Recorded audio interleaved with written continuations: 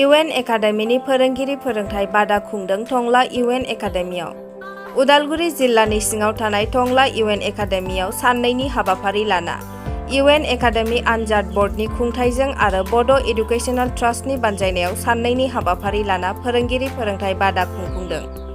मैयानिफ्राय जागायजेननाय बादाखौ बेखेवना होयो बड' सोलोंथायारि ट्रास्ट सुजु आफादनि आफादगिरि जयन्त बर' बिथाङा।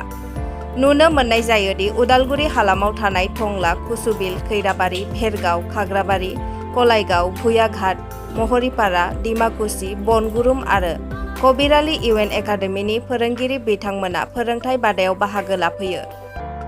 फोरोंथाय बादानि फोरोंगिरि महरै बड' निउ इडुकेशन पलिसिनि रिसार्च पार्सन सन्दिराम बर'आ फोरोंथाय होयो। फोरोंथाय बादानि फोरोंगिरिफोरनो बर' बिजोंनि सरकार नङै फरायसालि इउएन एकाडेमिया बर'फोरनि सोलोंथाय होनाय जौगालु फोरोंथाय खुलि। फोरोंगिरि फोरोंथाय बादानि गेजेरजों बर' बिजोंनि फरायसाफोरनो गोग्गो आरो गुनगोनां सोलोंथाय होनो हानाय बादि फोरोंगिरिफोरनो फोरोंथाय बादानि गेजेरजों फोरोंथाय होनायखौ नुनो मोन्दों। लोगोसे बर' बिजोंनि मोनसे बाखनायथाव हाबाफारि लादों। थैहां बरफहां सोरनिबा फाव फान्दाय जानाय बर' बिजोङा 8थि सिडलाव हाबखांनायनि उनावबो बर'फोरा जागृत जायाब्ला बेसे जोरगोन बे साननांगौ जाना फैदों। बेखौ समाजो आरो थासारियासो फोरमायसिगोन। दिनैनि फोरोंथाय बादाजों लोब्बा लाखिना बड' एडुकेशन ट्रास्टनि नेहाथारिया खौरांगिरिनो फोरमायनाय राव।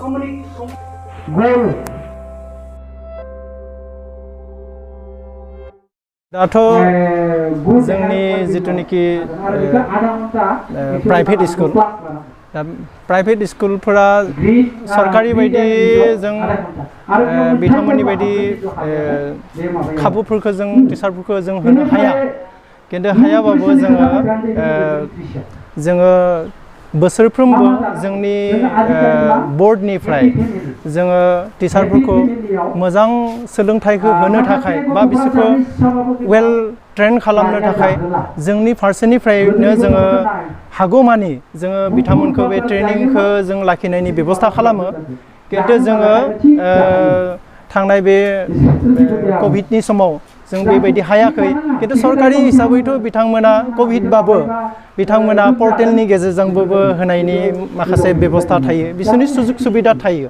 थेवबो जोङो प्राइभेट हिसाबै जोङो बर्डनिफ्रायनो जों अर्गेनाइज खालामदों। जोङो देग्लाय जोङो साननैनि हाबाफारि लानानै जोङो टंला इउएन एकाडेमियाव जोङो बे हाबाफारिखौ लादों, टिचार्स ट्रेनिं हाबाफारिखौ 15 आरो 16। बिनि उनाव जोङो 18 आरो 19 बेखौ जोङो उदालगुरि इउएन एकाडेमियाव आरो साननैनि जों प्रग्राम लादों। आरो बेनि मेन जाहोनानो जादों जिहेतु जोंनि बे समाव टिचारफोरा थानानै बिसोर ट्रेनिंखौ लानो हाया, गोजाननि जायो। जिहेतु जोंनि आन्दाराव 19टा स्कुल दङ, बिसोर बे स्कुलफोरा गोजाननिफ्राय मोनसे जायगायावनो फैनानै ट्रेनिं लानो हाया। दा बे हिसाबै जोङो बिसोरनि सुबिदाखौ नायनानै टिचारफोरनि सुबिदाखौ नायनानै जोङो मोननै जनाव जों टिचार्स ट्रेनिंखौ होनाय जादों। आरो बे ट्रेनिंनि गेजेरजों फोरोंगिरिफोरा बिसोर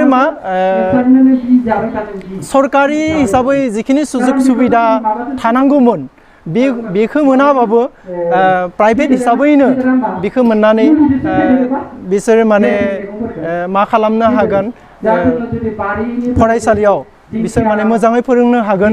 बेबायदि थांखिजोंनो जे बे ट्रेनिंखौ लानाय जादों।